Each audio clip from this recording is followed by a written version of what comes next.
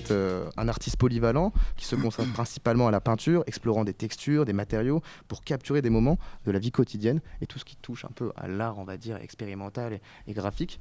On sait que toi, tes œuvres, tu les exprimes par la dualité entre le temps qui passe, l'éphémère. Tu aimes bien représenter beaucoup aussi de tout ce qui peut être, on va dire, physiquement des humains.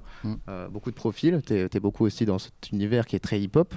Est-ce que tu peux nous parler un peu de toi et toi nous donner une description de qui est Guillaume Davas finalement?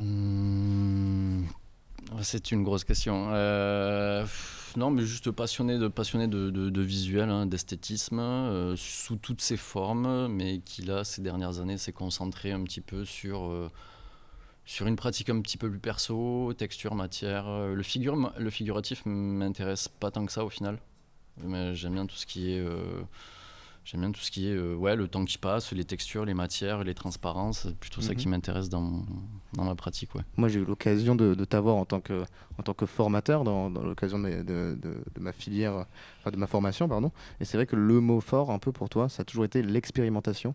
Ouais. Est-ce que tu penses que l'expérimentation, on rentre dans quelque chose d'un peu plus deep, mais ça m'intéresse vachement, c'est quelque chose que tu vis aussi en tant qu'humain? À fond. Ah ouais, moi je vis d'aventures expérimentales. C'est premièrement pour justement à l'inverse tenter de mieux se connaître. Tu vois, déjà, ça permet ça. Et de trouver des choses qui nous plaisent nous personnellement, quoi. Et je pense que c'est la mission que chaque créatif pourrait potentiellement se donner, quoi. C'est clair. Et c'est pour éviter de retomber dans une espèce de copier-coller de ce qui se fait déjà et s'autoriser de se tromper, de faire des trucs qui sont moches, de faire des trucs qui sont nuls, pour in fine trouver sa voie, quoi. Et chacun, je pense aussi à son échelle. Toi, Alex, est-ce que tu vis cette expérimentation ou tu te considères quelqu'un comme plutôt aussi institutionnel? Alors, si c'est la différence, c'est ça. Ouais, bah en vrai, personnellement, je me trouve comme quelqu'un de plus institutionnel de par les projets sur lesquels je bosse. Mais moi, ce qui m'a surtout beaucoup impressionné, c'est que tu as toujours été dans l'état d'esprit où, voilà, je me présente, je suis juste un graphiste. Et c'est comme ça que tu te présentes un peu à tout le monde et que tu arrives en classe et tu dis moi je suis graphiste dans la vraie vie, voilà. Mais je trouve que voilà, ton développement est tellement plus impressionnant de par la créativité en fait, que tu proposes, sur lequel moi je me définirais plus comme graphiste, mais sur le tien je te verrais plus en tant que créatif du coup en fait. Ouais, après je pense que j'ai fait exprès toujours de jamais dire je suis un tel, je suis ça, parce que je trouve ça hyper réducteur en fait. Et à l'inverse, par contre, dire que tu travailles dans la communication visuelle, moi ça me va très bien l'espèce de flou artistique qu'il y a là, tu vois. Parce que sinon. Et puis même, c'est se définir en tant que. Pour moi, c'est réducteur dans le sens où tu viens à te réduire par une activité. Tu vois. On n'est pas seulement graphiste, on est des êtres bien plus complexes, tu vois. On aime la photo, toi je sais que tu kiffes la photo, tu as plus motion, tu vois, mais t'as aussi, vous avez tous les deux des pattes de DA, tu vois, donc... Moi je sers des bières le week-end aussi, des fois. Voilà, donc plus créatif finalement. Très créatif. Ouais, c'est ça, dire que tu fais du design plutôt que t'es designer, moi c'est un truc que j'aime bien, tu vois. C'est vrai.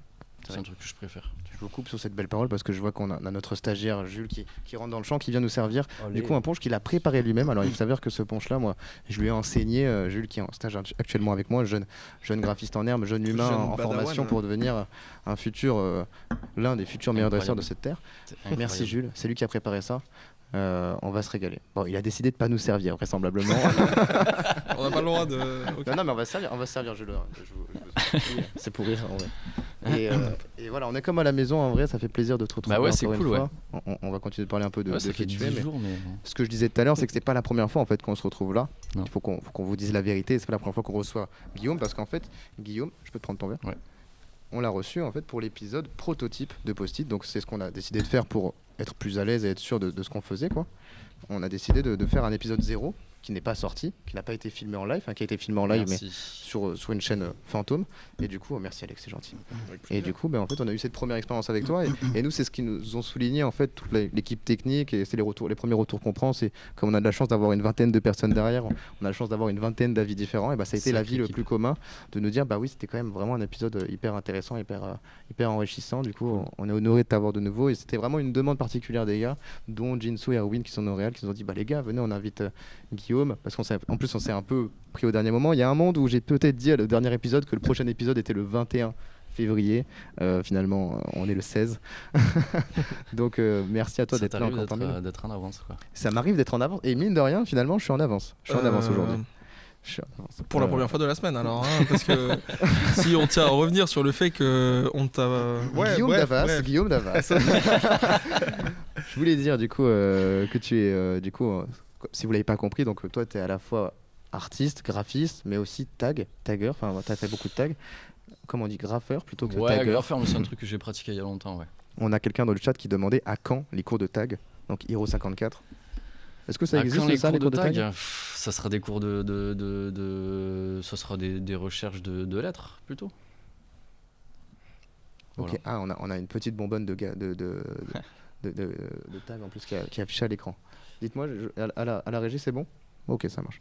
N'hésitez pas à nous dire si on parle pas dans les micros, parce que comme je vous l'ai dit, la technique est différente. Ça m'a l'air d'être nickel, c'est nickel. Parfait. Moi, les cours de tag, j'aimerais beaucoup, parce que en vrai, je pense que c'est un art qui s'y perd. Après, je pense que le contexte est peut-être plus compliqué que faire des cours de design graphique, comme tu peux le faire. Ouais. Non, mais après, ce qui va primer, c'est l'expérimentation de lettres. C'est plutôt ça, tu vois. Mais par contre, si ça se fait, ça sera pas moi. Parce que je connais des personnes nettement plus qualifiées que moi, quoi.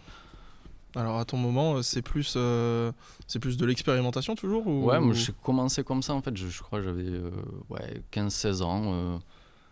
Moi j'ai grandi dans le Lot-et-Garonne, tu vois, donc il fallait bien s'occuper à un moment, quoi. C'est une super information que je nous donne là, parce que ça fait une belle passe sur ma prochaine question. C'est quel a été du coup ton parcours toi scolaire, et même d'où viens-tu en fait nativement pour te retrouver à Toulouse? Je suis né à Agen. Ville du Pruneau, Francis Cabrel. C'est la ville du Pruneau, non, il y a des choses très sérieuses qui se passent à Agen. C'est marrant parce que Agen, c'est aussi un autre mot que tu n'as pas beaucoup vécu finalement. Pas du tout. C'est pas le genre de la maison, non. Avec modération, évidemment. Modération, évidemment. Toujours. Ben écoute, non, je suis né, j'ai grandi à Agen jusqu'à 7 ans. Après, je suis arrivé à Toulouse. Petit passage par Perpignan rapido et de retour sur Agen puis Toulouse, pour te la faire très courte. Mais je suis arrivé là, en fait, ça fait quoi ? Ça fait quasiment 20 ans que je suis à Toulouse. Au collège à la Croix-Falgarde. Ouais. C'est ça ? Ouais. On a des petites anecdotes. Alors à Pain-Juste-Arrêt, exactement. Pain-Juste-Arrêt. Collège Daniel Sorano, il me semble. On les embrasse. Ouais, bisous. Bonne expérience on va dire de scolaire. Est-ce que toi tu t'es toujours senti à ta place ? Est-ce que tu t'es senti différent pour les gens qui nous écoutent ? Est-ce que non, franchement, c'était cool parce qu'il y avait les copains, mais j'étais clairement pas à ma place. J'ai redoublé 2 fois. Ok. Ouais. Quelle classe du coup ? J'ai redoublé la 6e et la seconde. Ok. Donc, non, je suis clairement pas un exemple. Quelle filière du coup ? ES. ES, ok. ES, terminal ES, mais non, moi je savais pas trop ce que je foutais là, j'ai pris mon temps, Qu'est-ce qui a fait que tu as redoublé ? C'est je savais pas répondre simplement à une question. Parce que la seconde, t'es pas encore en ES en fait. Si t'as une option SES, c'est à partir de la première, c'est ça. Ouais. C'est vrai que c'était une autre époque, ça, pour ceux qui nous regardent et qui viennent tout droit d'un usufruit fait en 2000. Après 2001. Après 2001, ça veut dire que les filières ont changé. Alors qu'est-ce qu'on en pense de ça ? On va commencer à parler de politique, d'éducation nationale. Ça va être compliqué en vrai. Non, c'est hyper intéressant de voir ça, parce que je pense que maintenant tu t'es quand même trouvé. Ça peut être très rassurant pour des personnes qui nous écoutent, qui ne se sont pas encore trouvées, qui n'ont pas encore leur orientation bien en tête, de savoir que on peut redoubler aussi. Est-ce que toi, à ce moment-là, tu as l'impression que tes parents aussi t'ont donné l'occasion de redoubler et d'être à l'aise par rapport à ça, ou ça a peut-être été tout à fait l'inverse ? Franchement, non, c'était pas forcément très cool. J'ai toujours été de toute manière très indépendant, gérer un petit peu mes trucs, tu vois, mais c'est clair que j'étais pas du tout disposé à apprendre et à restituer des choses, quoi. C'était plutôt le système scolaire qui était pas fait pour toi, ou toi qui n'étais pas fait pour le système scolaire ? Enfin, le coup classique, les parents qui divorcent, moi je découvre la fumette à ce moment-là, tu vois. Voilà. L'expérience. Ouais, l'expérience. Toujours l'expérimentation. J'ai pas mal expérimenté à cette époque-là, donc clairement pas disposé sur une scolarité calme et posée, quoi. Bien sûr. Après, c'est le cas de beaucoup de jeunes actuellement. Ouais. Parce que on se retrouve plus forcément de par en fait les changements ou encore les filières qui sont proposées ou les envies en fait, parce que on est dans un monde qui va tellement vite que, enfin, on peut pas dire maintenant je vais faire ce métier-là. Parce que c'est hyper complexe. Pour moi, c'est impossible de dire en seconde, en première ou encore en terminale qu'est-ce que je vais faire du reste de ma vie, parce que en fait, j'en sais rien. C'est clair. Voilà. Et puis ça te met t'as 18 ou 20 ans, ça te met une pression dingue en fait. C'est un vrai sujet en vrai. Je pense que ça commence un peu à aller vers de l'avant. Je pense par rapport à nous, aux générations même d'avant et d'avant, on a quand même la chance d'avoir quand même plus d'ouverture, plus de possibilités. j'ai pas plus de choix. Après, c'est clair que moi, je fais partie de ceux-là aussi. Hein. J'ai redoublé moi ma première, j'ai fait 2 premières. Ça, c'était vraiment génial parce que au bac, j'ai eu moins bien à la deuxième. Du coup, ça n'a pas forcément été une réussite, mais pour moi, ça avait été plutôt un poids de me dire, oh purée, tu rates et tout machin, tu prends des années de retard, tu vois. Ça m'avait mis une pression, moi. Est-ce que toi, tu as senti une pression de te dire, bon, je prends du retard? Pas la pression, mais juste la sensation que ce que je faisais là était pas pour moi en fait. Je perdais mon temps pour moi. Mais t'as quand même fait ton bac? Ouais, j'ai quand même fait mon bac, mais je perdais mon temps. Après, le bac, c'est une épreuve assez dure en vrai pour tous, hein, parce que, moi, je suis arrivé au bac dans l'état d'esprit où, mes parents étaient dans l'état d'esprit aussi où tu ne vas pas avoir ton bac. Moi, je ne pensais pas forcément avoir mon bac, j'avais autre chose à faire. Mais et ensuite, on arrive dans l'état d'esprit où, ok, je l'ai eu, tant mieux, mais maintenant, qu'est-ce que je fais, quoi? Et ça, c'est dur. Je sais pas vous, mais moi je l'ai super mal vécu. Même maintenant. Et même maintenant. Ouais. Maintenant, qu'est-ce que je fais tous les matins? Je me dis, mais qu'est-ce que je suis en train de faire? Est-ce que c'est la bonne idée? Non, mais après, il y a des envies qui diffèrent et tu seras toujours tenté d'aller voir ailleurs. Moi, je pense qu'on a de la chance. On a une génération quand même qui peut changer de travail, tu vois. À fond. Qui peut demain. Alex va me dire, t'es encore là-dessus, mais tu peux devenir boulanger demain, tu vois. Oui, mais tu veux devenir boulanger? Ouais, j'en parle souvent, je crois. Oui, je suis un grand fan de bon pain et de bon lait. Tous les jours. Soit je deviens un bon fermier sympa. C'est pas trop la mode. Compliqué cet ancien. Ouais, non, mais il y en a beaucoup qui font ça d'ailleurs, des reconversions complètes sur devenir paysan, artisan, boulanger. Et avec beaucoup moins de soucis parce qu'en plus, je pense qu'il y a des structures de formation qui sont vachement plus ouvertes qu'avant. Enfin, on a plus la possibilité de pouvoir se réorienter. On le voit nous-mêmes dans la structure dans laquelle on est, dans laquelle on travaille, d'où nous on est étudiants, dans laquelle tu travailles aussi à Innov. On a des réorientations, des fois des personnes qui viennent dans le design graphique, qui ont un certain âge. Et qui sont pas forcément plus déconnectés que ça à cet âge-là. Je pense que tout le monde en a besoin après.